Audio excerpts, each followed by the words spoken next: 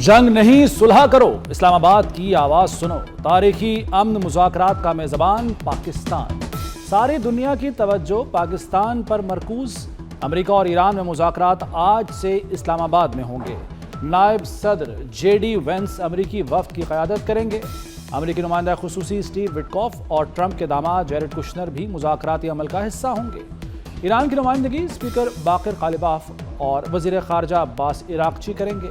وزیر اعظم شہباز شریف مذاکرات کی کامیابی کے لیے پر امید۔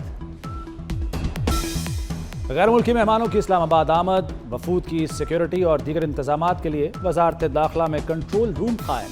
وفاقی وزیر داخلہ محسن نقوی کی زیر صدارت سیکیورٹی اور دیگر انتظامات سے متعلق خصوصی اجلاس۔ اسلام آباد میں مذاکرات کے حوالے سے تیاریوں اور سیکیورٹی پلان کا جائزہ لیا گیا۔ محسن نقوی نے کہا کہ جنگ بندی کے بعد امریکہ ایران مذاکرات کا اسلام آباد میں انعقاد پاکستان کے لیے اعزاز کی بات ہے۔ اسلام آباد آنے والے مندوبین اور صحافیوں کو ویزا آن ارائیول دینے کا فیصلہ۔ تمام ایئر لائنز کو بغیر ویزا مسافروں کو بورڈنگ کی اجازت دینے کی ہدایت۔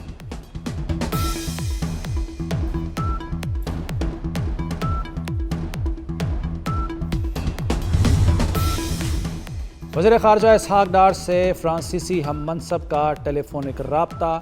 امریکہ ایران جنگ بندی پر پاکستان کی کوششوں کو خراج تحسین۔ خطے میں امن و استحکام کے لیے پاکستان کے سفارتی کردار کی حمایت کا اعادہ۔ لبنان میں اسرائیل کی جانب سے جنگ بندی کی خلاف ورزی پر تشویش۔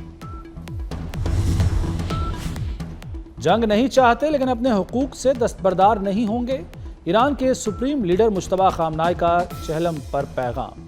ایران میں شہید آیت اللہ خامنہئی کے چہلم پر ریلیاں، لاکھوں افراد کی شرکت۔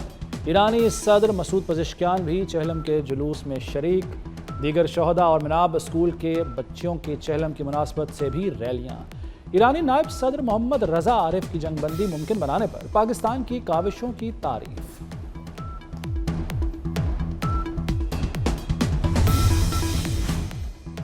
امریکی صدر ڈونلڈ ٹرمپ ایران کے ساتھ امن معاہدے کے لیے پر امید۔ کہا پیش رفت مثبت سمت میں جاری ہے، معاہدہ قریب ہو سکتا ہے۔ توقع ہے سفارتی کوششیں جلد نتائج دیں گی۔ ٹرمپ اور برطانوی وزیر اعظم کیئر سٹارمر کے درمیان بھی ٹیلی فونک رابطہ۔ آبنہ ہرمز دوبارہ کھولنے کے منصوبے پر امریکہ اور برطانیہ کا مزید پیش رفت پر اتفاق۔ برطانوی وزیر اعظم کا جنگ بندی میں لبنان کو بھی شامل کیے جانے کا مطالبہ۔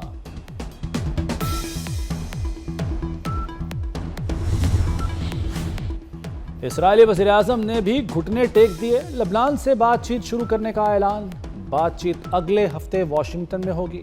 اسرائیلی وزیر اعظم نتن یاہو کابینہ کو لبنان کے ساتھ براہ راست مذاکرات شروع کرنے کی ہدایت کر دی۔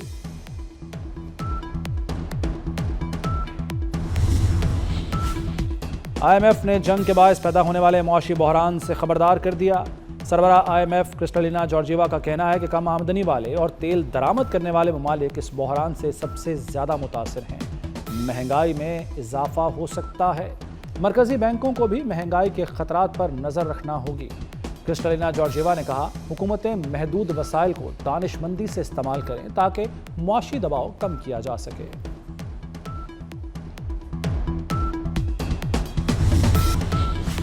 عالمی مارکیٹ میں تیل کی قیمتوں میں اتار چڑھاؤ۔ امریکی خام تیل WTI $99 فی بیرل ہو گیا۔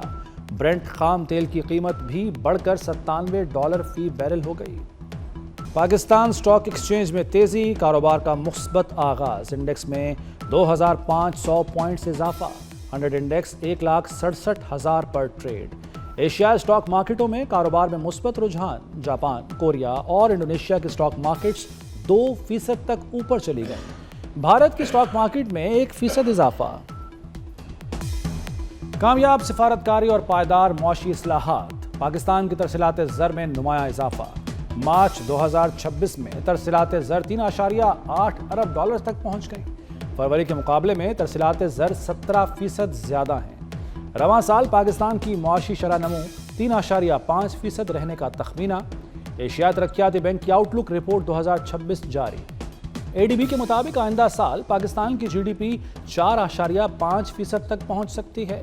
پاکستان میں مہنگائی کی اوسط شرح 6.4% رہنے کی توقع ہے۔ کفایت شعاری مہم، سندھ میں تمام بازار رات 8 بجے بند کیے جائیں گے۔ ڈویژنل ہیڈ کوارٹرز میں دکانیں رات 9 بجے تک کھلی رہیں گی، نوٹیفیکیشن جاری۔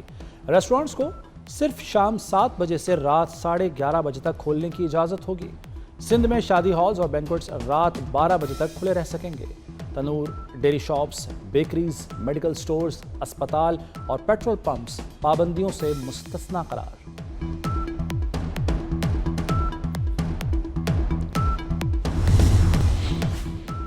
سابق گورنر پنجاب سردار ذوالفقار کھوسا انتقال کر گئے۔ ذوالفقار کھوسا کی نماز جنازہ آج شام 5:30 بجے ڈیرہ غازی خان میں ادا کی جائے گی۔ سردار ذوالفقار کھوسا طویل عرصے سے علیل تھے، عمر 90 سال تھی۔ ذوالفقار کھوسا کئی بار رکن پنجاب اسمبلی اور ایک بار سینیٹر بھی منتخب ہوئے۔ پنجاب میں بلیک میلنگ اور ہراسگی کا شکار بچوں کو شکایت کے لیے کسی تھانے یا دفتر نہیں جانا پڑے گا۔ Cyber crime unit, front desk اور PKM ایپ پر بھی شکایت درج کی جا سکے گی۔ پنجاب سائبر کرائم یونٹ کے قیام کی منظوری، وزیر اعلیٰ مریم نواز کی زیر صدارت خصوصی اجلاس۔ سائبر کرائم کے مجرموں کو قرار واقعی سزا دلوانے کے لیے قانون سازی کی جائے گی۔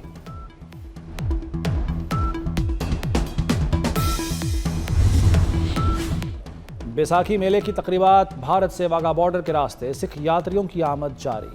صوبائی وزیر اقلیتی امور سردار رمیش سنگھ اروڑا نے سکھ یاتریوں کا پھولوں سے استقبال کیا۔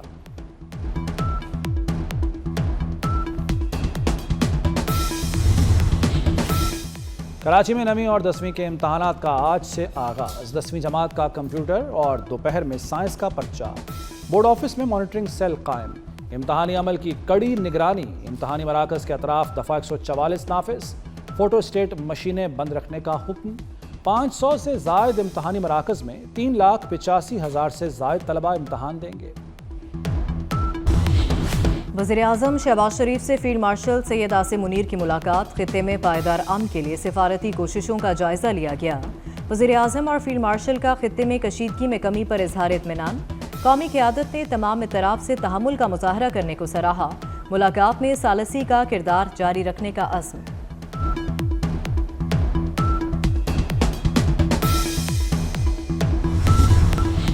سارے جہاں میں پاکستان کی دھوم، وزیر اعظم شہباز شریف سے دن بھر عالمی رہنماؤں کے رابطے۔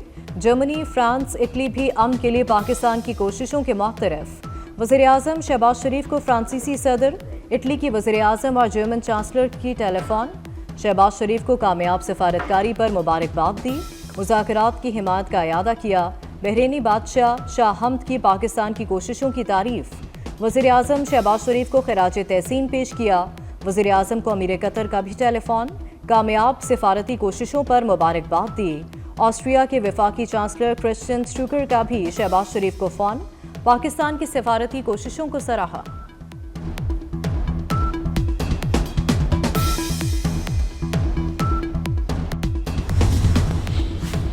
اور اسرائیلی وزیر اعظم نتن یاہو کے خلاف 6 سال سے جاری کرپشن کیس کی سماعت اتوار سے دوبارہ شروع ہوگی۔